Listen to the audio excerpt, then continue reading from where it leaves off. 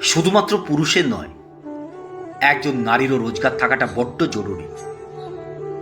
ভালো পাত্র দেখে মেয়ের বিয়ে দিয়ে দেওয়ার চেয়ে আপনার কন্যা সন্তানটির ভালো একটা ক্যারিয়ার তৈরি করে দেওয়াটাই আপনার প্রধান দায়িত্ব।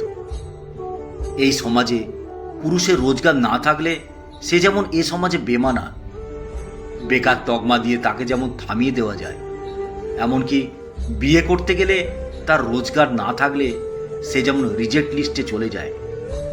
মেয়েদের ক্ষেত্রেও এমন ভাবনাও সঞ্চারিত হোক, বিশেষত সেই সব বাবা মায়েদের মধ্যে যারা রোজগারে পাত্র দেখে পাত্রস্থ করাটাকেই মেয়ের নিরাপদ নিশ্চিত জীবন বলে ভেবে নিয়েছে।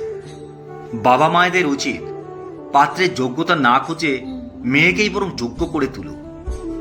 শুনুন, ভালো চাকুরি, ভালো ব্যবসা, প্রচুর সম্পত্তির মালিক, মোটা অঙ্কের স্যালারি যে ছেলেটা তাকে বিয়ে করে নিলেই জীবন সেটেলড, এমন ভাবনা থেকে বাবা মা পরিবারের লোকজনই শুধু নয়, মেয়েদেরকেই আগে বেরিয়ে আসতে হবে।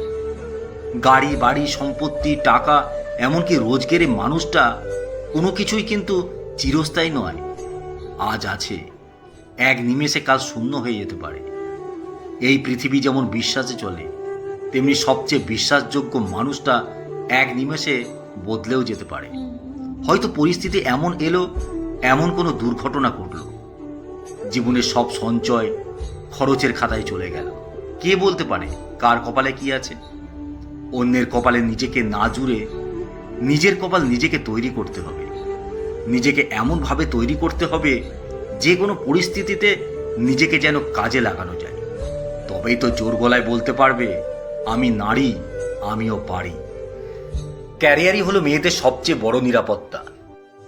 এতে যেমন নিজের যোগ্যতা তৈরি হয়, তেমনি নিজের চিন্তা, নিজের স্বাধীনতা, নিজের মত প্রকাশ, পরিবারের পাশে থাকা, এমনকি কঠিন পরিস্থিতির সাথে মোকাবেলা করার মতো শক্তিও তার মধ্যে সঞ্চারিত হয়। আমাদের প্রত্যেকের বোঝা উচিত, মেয়েদের নিজের একটা পরিচয় থাকা দরকার। গর্ব করে আমি সেনার বউ, আমি ডাক্তারের বউ, আমি অফিসারের বউ, আমি প্রফেসরের বউ, এর মধ্যে কোনো গৌরব আছে? অন্যের কাঁধে ভর দিয়ে চলার মধ্যে নিজের অন্তত স্বাধীনতা থাকে না।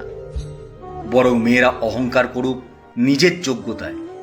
সে জোর গলায় বলুক, আমি পাইলট, আমি ডাক্তার, আমি নার্স, আমি বিউটিশিয়ান, আমি শিক্ষিকা। আরও অজস্র নামে মেয়েরা পরিচিত হোক। কলমে সরজিৎ ঘোষ। বাপরে।